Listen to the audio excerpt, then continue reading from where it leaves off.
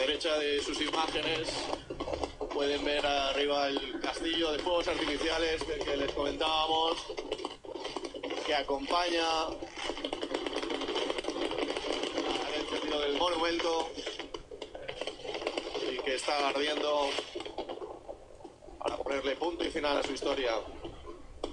Es la crema del monumento infantil de la Falla Nou Campanar, el primer premio de la sección especial, la mejor falla infantil de Valencia que está haciendo.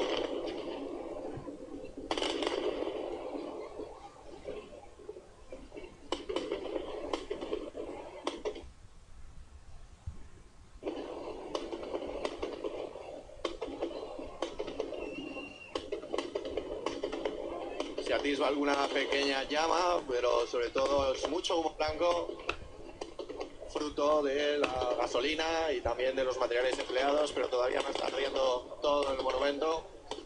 En imagen también los auténticos protagonistas de esta comisión este año.